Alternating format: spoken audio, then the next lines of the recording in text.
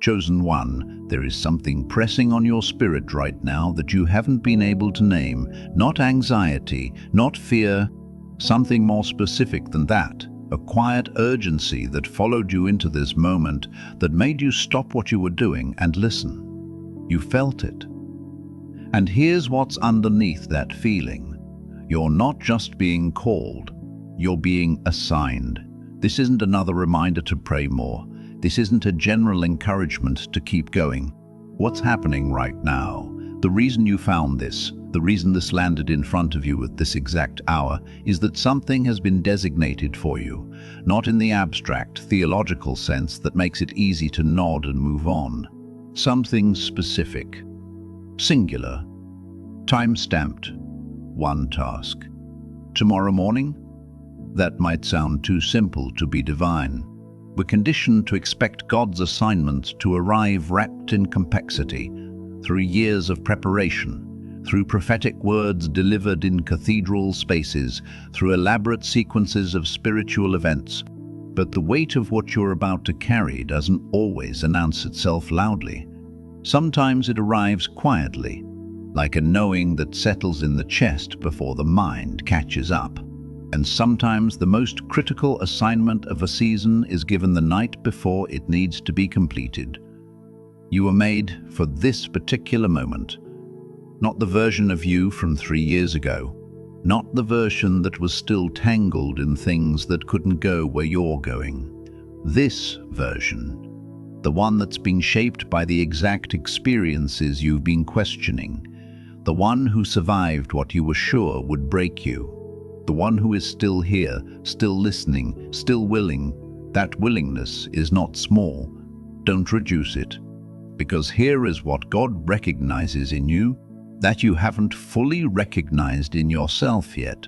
You finish what you start when it matters. You've abandoned projects, yes. You've walked away from things that weren't yours to carry. But when something truly belongs to you, when the assignment is real and not manufactured, you complete it. There's a part of you that knows the difference. There's an internal compass that goes still when something is authentic and goes restless when something is performance. God built that into you on purpose, and right now that compass is pointing toward tomorrow morning. Comment, I feel it. If your spirit just recognized the difference between anxiety and activation, because that recognition alone is the beginning of everything. What does that mean, practically? It means that between now and the moment the sun rises, something needs to be decided inside of you. Not announced, not explained to anyone who isn't ready to understand, just decided. Settled. Because the task itself will require a version of you that isn't divided, a version that isn't half committed, half skeptical, half waiting for confirmation from people who weren't given this assignment. The people around you don't need to understand what you're stepping into. They don't need to validate the instruction. Their confusion about your direction has never been a signal to stop. It's always been a sign that you're moving towards something they haven't been positioned to see yet. The critical nature of this task isn't found in its complexity. It's found in its timing. You've been through seasons where obedience was required, but the window was long, where you could drag your feet, circle the same ground, and eventually arrive at the destination regardless. This isn't that kind of season. What's being asked of you tomorrow morning has a window. Not because God is transactional, not because grace has an expiration date, but because divine timing is a real thing, and you've lived long enough to understand that there are moments where something is available that won't be available the same way again. A conversation that can only happen when both parties are ready. A decision that carries full weight only before certain information changes the landscape. A step of faith that means something different when taken in the darkness of uncertainty versus the clarity of obvious outcome. Tomorrow morning is a threshold, and the task standing on the other side of it has been waiting specifically for you. Comment, I'm ready right now if something in you already knows what this is. If a name, a decision, an action, a conversation surfaced in your mind the moment I said one task tomorrow morning, because that wasn't random. The mind doesn't offer up random things in response to divine prompts. When the spirit recognizes something, the mind follows with specifics. Whatever surfaced, hold it. Don't rationalize it away. Don't replace it with a safer interpretation. That is the assignment. Now here's the part most people don't want to sit with. The reason so many critical tasks go uncompleted isn't a lack of faith. It isn't rebellion. It isn't even distraction. It's the particular weight of a task that matters. Because things that don't matter are easy to do. Busy work gets done all the time. Routine obligations move through your day without resistance. But when something is genuinely critical, when completing it would change the course of something real, suddenly there's a gravity to it that makes ordinary movement feel impossible. Your body knows what's at stake. Your history knows how many times you stood at a similar threshold and hesitated. And in that hesitation, something inside you starts negotiating. Starts finding reasons why tomorrow is fine, but right now isn't quite right. Starts searching for more preparation, more confirmation, more certainty. But there's a truth living quietly beneath all of that negotiation. You are already prepared. The preparation happened in seasons you didn't recognize as preparation. It happened in the losses that taught you what you actually needed. It happened in the silence that taught you to hear clearly. It happened in the rejection that redirected you precisely toward the place this assignment was waiting. You were being readied without knowing you were being readied, which is exactly how the most significant preparation works. Because if you had known what was being built inside of you, you would have gotten in the way of it. Consider the pattern. The people in Scripture who received critical one-day, one-moment assignments were almost never in ideal conditions when the call came. Moses was in the middle of ordinary work when the burning bush appeared. Gideon was threshing wheat in hiding. Mary was going about an unremarkable day. The disciples were doing what they'd always done until a single instruction broke the pattern of their lives permanently. None of them felt fully equipped.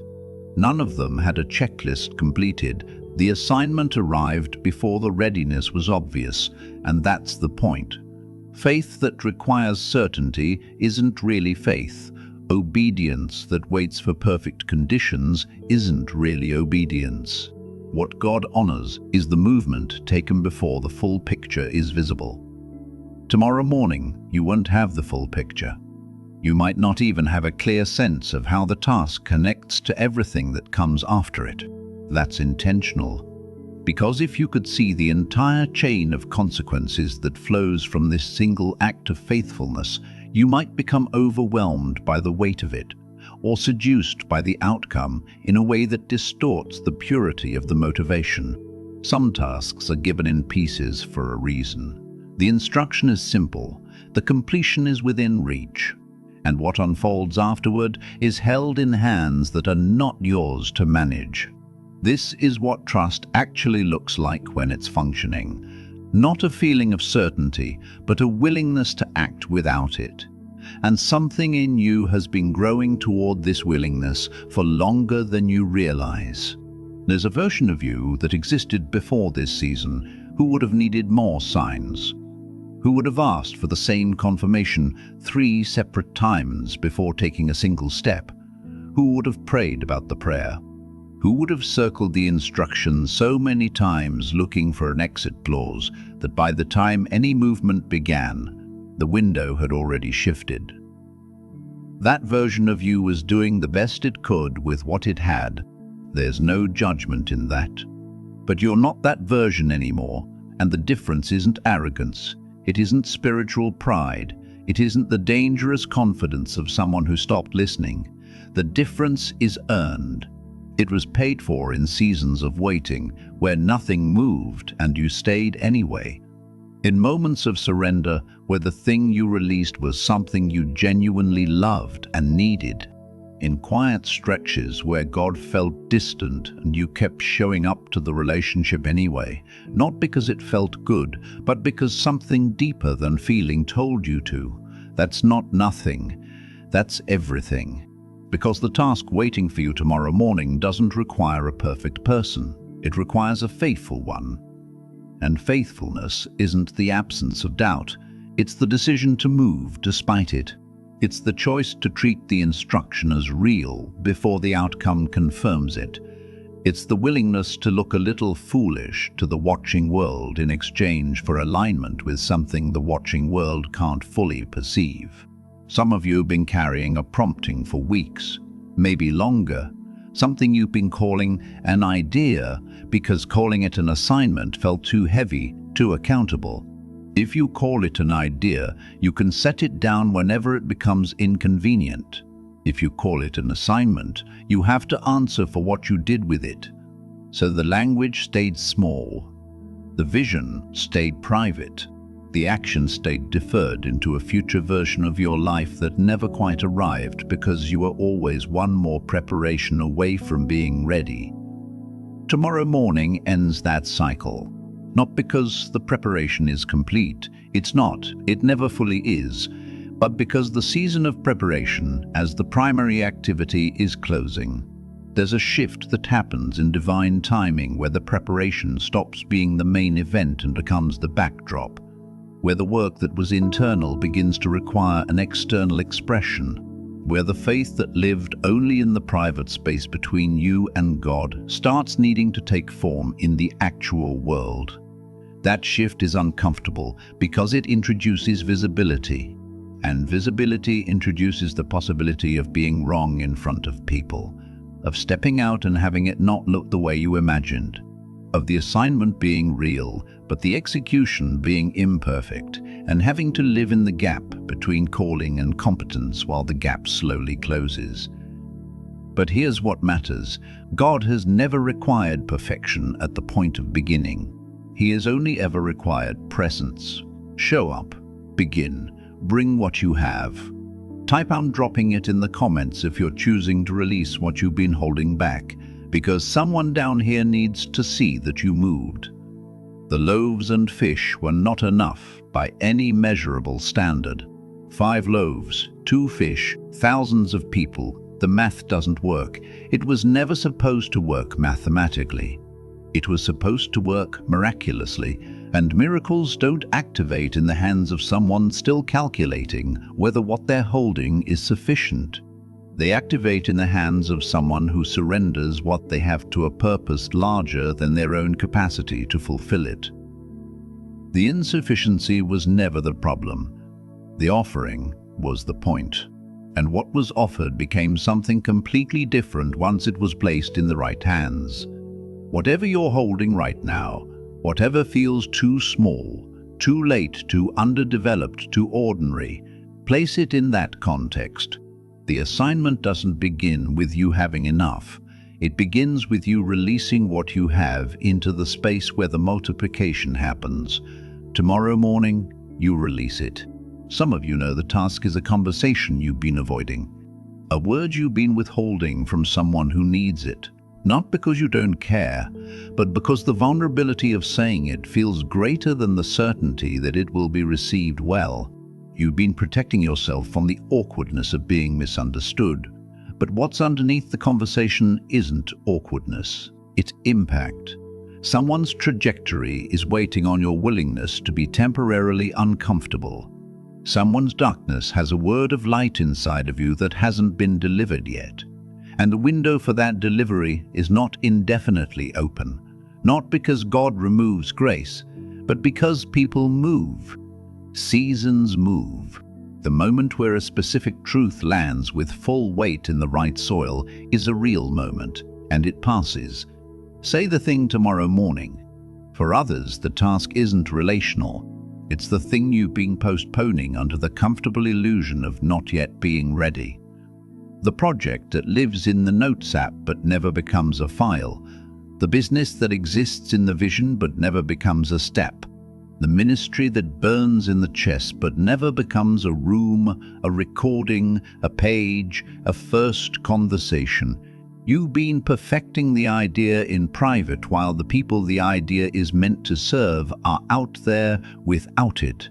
Perfectionism feels responsible. It feels like care, like diligence, like reverence for the calling. But perfectionism pointed inward, used as a reason to never begin, is just fear with better vocabulary. The task doesn't need to be perfect tomorrow morning. It needs to exist. Drop the like on this right now if you're feeling the weight of something that's been waiting for you to simply begin, because that weight isn't condemnation, it's confirmation. The weight you feel around an assignment is one of the ways you know it's real. Ordinary tasks don't carry that kind of gravity. The things that don't matter slide through your week without friction. But the thing that's meant for you, the task with your name written into it before you even understood what your name was for, that thing resists you in a specific way. It follows you into sleep. It surfaces in quiet moments. It reappears after you've convinced yourself you've moved past it. You haven't moved past it. You've been circling it. And the circling ends tomorrow morning. There's something else worth understanding about the timing of this. Tomorrow morning specifically, not in a week, not at some undefined future moment, carries significance that extends beyond your personal assignment. Because you are not operating in isolation, the decisions you make with your calling affect people downstream from you who you haven't met yet, who are in situations right now that your faithfulness, expressed through this one task, will eventually reach, who need what gets built from what you begin. The reach of a single act of obedience is almost never visible at the point of origin. You plant something in one moment and the shade from that tree provides shelter for people who weren't yet born when the seed went into the ground. That's not metaphor, that's the actual mechanism of legacy. That's how purpose compounds across time. You cannot afford to treat what's in you as something that only matters to you. The weight of the assignment has always included the people it's meant to serve. The calling was never just about your growth, your breakthrough, your story. It was always also about every person who would one day need what your faithfulness produced. And somewhere in that chain, tomorrow morning is a link, a hinge point, a small movement that redirects a trajectory, which is why the resistance you feel is proportional. Nothing that significant goes uncontested. The particular opposition you felt around this thing, the doubt that surfaces the moment you think about beginning, the exhaustion that descends exactly when momentum starts building, the distractions that multiply precisely in the hours you've set aside for this. None of that is coincidence. Resistance is information. It tells you where something real lives, and the resistance around this task has been communicating something about its weight for longer than you've been willing to fully acknowledge. The magnitude of what's trying to stop you is proportional to the magnitude of what completing it unlocks. Sit with that, because if the opposition were small, you'd have done this already. The things that meet no resistance in your life are the things that don't threaten anything. They slide through without friction because nothing significant changes when they're completed. But this, the thing that has been pressing against you, the task that keeps resurfacing no matter how many times you redirect your attention, this has been meeting resistance because something on the other side of its completion is large enough to be worth contesting. Large enough that the enemy of your purpose has found it worth his effort to keep you circling, doubting, deferring, rationalizing, waiting. And you've been in that loop long enough. The loop isn't comfortable anymore, that's worth noticing. There was a season where the delay felt acceptable, where the waiting had a quality of rest to it, where the unfinished thing could sit in the corner of your awareness without demanding attention. But lately, that's changed. Lately, the unfinished thing has become louder. Lately, the sense of urgency has been building in a way that doesn't feel like pressure from the outside. It feels like pressure from within, like something inside you is outgrowing the container of inaction, like the version of you that was willing to keep postponing has quietly stepped aside and something more awake has taken its place. That's not anxiety, that's activation. There's a difference, and learning to tell them apart is one of the most important skills a person in purpose can develop. Anxiety pulls you backward. It contracts.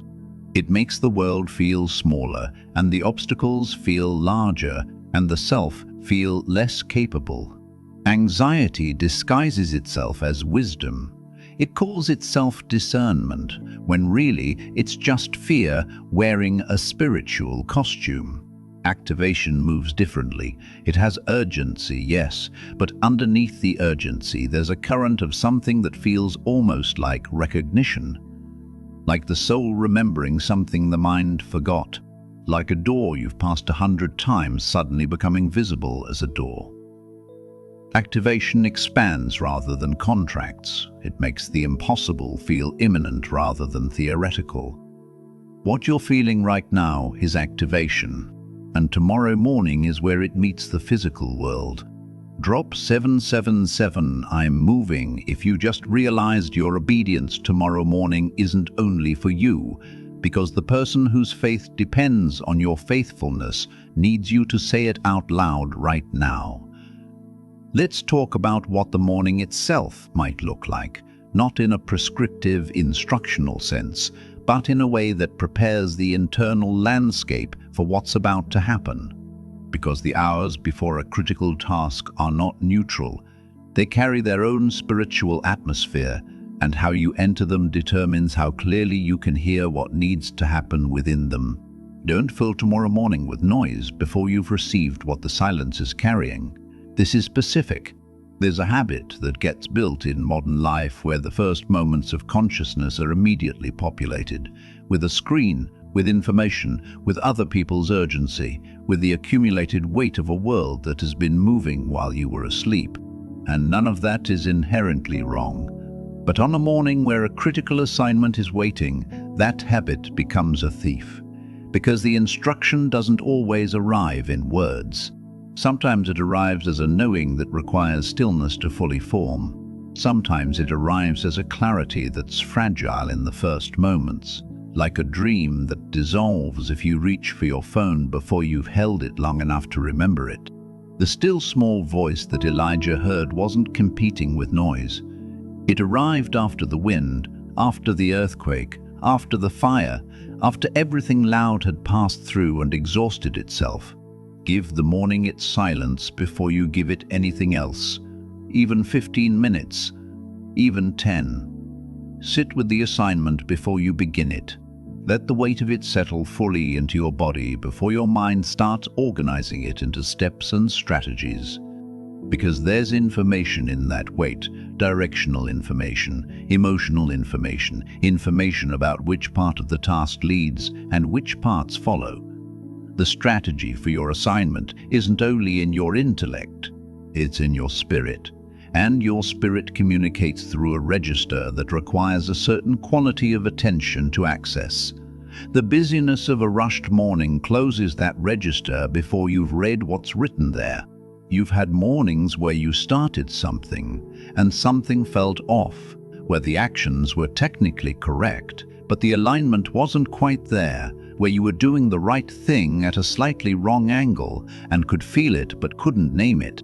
That feeling is what happens when you begin from noise instead of stillness. The task was right, the timing was right, but the internal orientation was skewed by everything you absorbed before you were fully present. Tomorrow morning, be present first, and then move with everything you have. Because once the movement begins, once the first real step of the assignment is taken, something shifts in the spiritual atmosphere around you that cannot be produced any other way. There's a principle embedded throughout Scripture that gets talked about less than it deserves. The provision appears on the path, not before it. The ravens didn't bring food to Elijah before he reached the brook. They came to him at the brook after he had moved toward it in obedience. The water didn't part before the priests stepped in. It parted as their feet touched the Jordan. The oil didn't multiply while the widow stood still contemplating her options. It multiplied as she poured. The action preceded the miracle in almost every case. Not because God requires human effort to accomplish divine purposes, but because the act of beginning is itself an expression of faith, and faith is the atmosphere in which the impossible becomes accessible. Your beginning tomorrow morning is not just a practical step. It's a declaration. It's your physical agreement with what you've been believing in the invisible. It's the moment where the faith that has lived in the interior world takes its first breath in the exterior one. And that moment, that specific transition from internal conviction to external action, is one of the most powerful things a human being can do, because it costs something. It costs the safety of the unbegun. When something is still only an intention, it can't fail. It can't be judged. It exists in the perfect, protected space of the potential. The moment it becomes action, it enters the real world with all of its exposure and imperfection and visibility. You're choosing that exposure tomorrow morning, willingly, faithfully. And that choice is not lost on the one who assigned the task.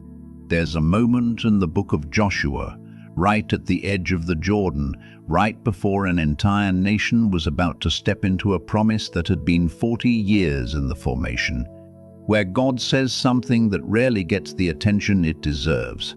He doesn't give them a detailed battle plan. He doesn't outline the full strategy for what comes after the crossing. He says, "Be strong and courageous," 3 times, not because the instruction was misheard, but because the repetition itself was the message. The courage required wasn't situational. It wasn't the spike of adrenaline that gets someone through a single dangerous moment. It was a sustained posture, a chosen orientation that had to be decided, recommitted to, and decided again. Be strong and courageous tomorrow morning. Not because the task isn't intimidating, not because the uncertainty isn't real, not because the possibility of imperfect execution doesn't exist.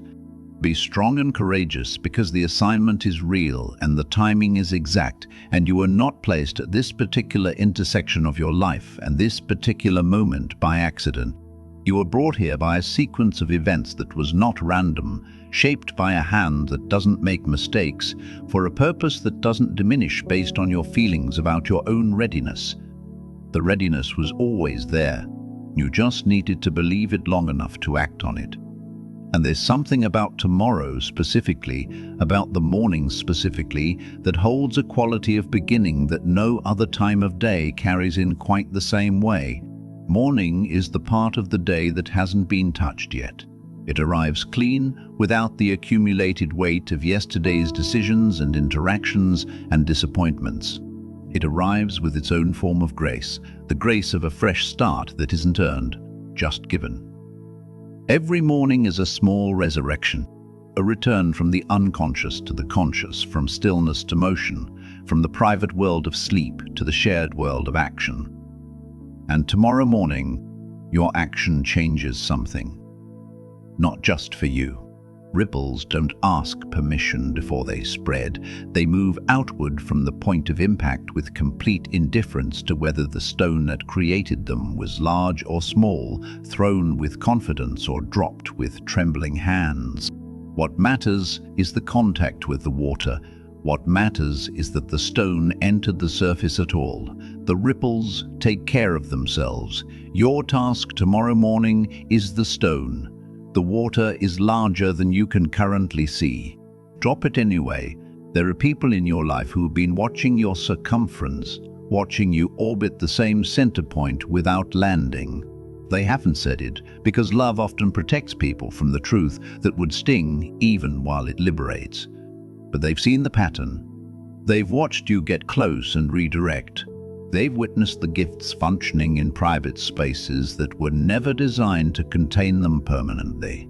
And somewhere in their quiet observing, they've been waiting, not impatiently, not with judgment, just waiting for the moment where the orbit breaks and the landing happens. Tomorrow morning is that landing, and some of them will finally exhale when they see it, when they see you begin, because they've been holding something on your behalf that they couldn't name and couldn't release until you moved. The faith of people who love you is tied to your obedience in ways neither of you fully understood. Your courage tomorrow morning unlocks something in them. Your faithfulness activates a belief in them about what's possible that no encouragement from the outside could have produced. There are people whose own assignments are waiting on the demonstration of yours, not because your assignment is greater, but because seeing someone they know, someone whose fears they've witnessed, someone whose doubts they've sat beside, seeing that person move in faith gives the permission that abstract inspiration never quite provides. You are someone else's evidence that it can be done, which means the task was never only yours, and maybe that's the thing that finally settles it for you. Maybe the weight of your own calling hasn't been enough to push you past the threshold. Maybe you've been able to negotiate with your own desires, minimize your own dreams, rationalize your own delays. But when you understand that someone else's faith is connected to your faithfulness, when you understand that your movement gives someone else permission to move, the equation changes. It stops being about whether you feel ready. It stops being about whether the timing feels perfect or the conditions feel favorable. It becomes about something larger than personal comfort. It becomes about responsibility, the kind that doesn't crush you, but clarifies you. The kind that makes the decision simple, even when the execution feels complex. So let it be simple. Tomorrow morning, you wake up and you do the thing. Not the whole thing, just the first real movement of it. The first sentence, the first step, the first call, the first word on the page, the first prayer spoken aloud instead of silently rehearsed, the first yes said clearly to the assignment you've been half answering for months. One movement, taken in faith, before the full picture is visible, before the outcome is guaranteed, before the fear has finished making its case, because the fear will never finish making its case. That's not how fear works. It doesn't reach a conclusion and step aside graciously. It continues as long as you're listening to it. The only thing that ends the argument is action. Not a perfect counter-argument, not enough accumulated courage, not the right moment finally arriving, just the movement itself. Just the foot lifting from the ground and coming down somewhere new. That's all tomorrow morning requires of you. One foot forward, in faith. And here is what I want you to hold as you move toward this. As you close this and carry what you've received into the hours between now and morning, you are not doing this alone. The assignment came with the assigner. The task came with the one whose strength has no limit, whose wisdom has no gap, whose timing has never once been miscalculated. Every moment you feel insufficient, that insufficiency is an invitation, not a disqualification. An invitation to draw from a source that doesn't run dry. An invitation to stop operating from the ceiling of your own capacity and start operating from the limitless capacity of the one who called you by name before you understood what your name was for. He hasn't brought you this far to leave you at the threshold. He hasn't shaped you through everything you've endured just to watch you orbit the assignment indefinitely. He hasn't placed this task in front of you at this hour, in this season, with this specific urgency to set you up for failure. What's waiting on the other side of your obedience tomorrow morning is something you haven't been able to fully imagine yet. Not because your imagination is weak, but because what God has prepared for those who love Him consistently exceeds the boundaries of what the mind can independently conceive. The scripture says it plainly, "Eye has not seen, ear has not heard, neither has it entered into the heart of man the things that God has prepared." That's not poetry. That's a promise about the specific gap between what you can currently envision and what's actually waiting. The gap is in your favor. So tomorrow morning, before the world gets loud, before the noise rushes in, before the day starts demanding things from you, find the stillness. Sit in it. Let the assignment settle into your bones one more time. Let the certainty that brought you to this moment wash over the doubt that wants to make one final argument. And then rise, move, begin, complete the task, not for recognition, not for the outcome you've been hoping for, though that may come. Complete it because you were called, because the assignment is real. Because your faithfulness in this moment writes something into the story of your life that no amount of talent, no amount of strategy, no amount of human effort could write in its place. Completed, because on the other side of your obedience, there are ripples you cannot yet see, people you haven't yet met, a version of your own life you haven't yet lived, all of it waiting. All of it held in the hands of a God who never assigns without equipping, never calls without sustaining, never sends without going ahead. This is your moment. Tomorrow morning is your threshold. Cross it. If this message reached you exactly when you needed it, if something in you recognized the assignment the moment I described it, drop "I'm ready" in the comments right now. Not as a performance, as a declaration. As the first small act of the faithfulness that continues tomorrow morning. Let your comment be the first movement, and let tomorrow morning be the second. And if you've been finding your way back to your purpose through this channel, if these messages have been part of what's keeping your faith steady in a season that hasn't been easy, subscribe and turn on notifications so you never miss what's coming next. Because what God is releasing through this space in the days ahead is not something you want to arrive late to. The best of what's been prepared for you is still ahead, and it starts tomorrow morning.